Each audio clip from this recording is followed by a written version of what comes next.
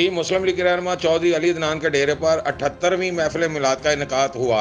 محفل میلاد کا آغاز تلاوت کلام پاک سے کیا گیا۔ تلاوت کلام پاک کے بعد سید آصف علی ظہوری اور محمد عمران بن شہزاد نے حضور پاک صلی اللہ علیہ وآلہ وسلم کی بارگاہ میں ہدیہ نعت پیش کی۔ محفل میں حضرت علامہ مولانا مفتی محمد اقبال چشتی نے اپنے خطاب میں کہا، اللہ فرماتا ہے قیام میں بھی میرا ذکر کرتے ہیں، جب سو جاتے ہیں تب بھی میرا ذکر کرتے ہیں، کروٹ جب بندہ بدلتا ہے اس کو ہوش ہوتا ہے، صبح کو اٹھ کے پوچھنا کتنی مرتبہ کروٹ بدلی ہے، لیکن صرف وضو کی برکت ہمارا تو حق بنتا ہے نا، بڑے بندے نے ہمارے اوپر احسان کیا ہے، شکریہ سرکار، شکریہ بڑی مہربانی ہے آپ نے۔ خطاب کے بعد سلام پیش کیا گیا۔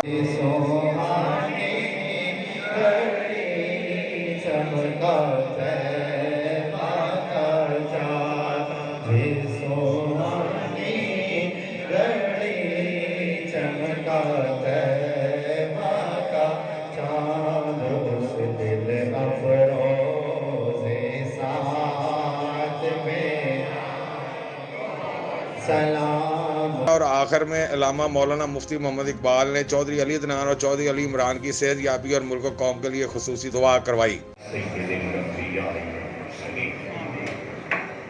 فأسألك يا الله يا الله يا الله يا حي يا قيوم يا ذا الجلال والإكرام برحمتك أستغيث لا إله إلا أنت سبحانك إني كنت من الظالمين لا إله إلا الله العظيم الحليم۔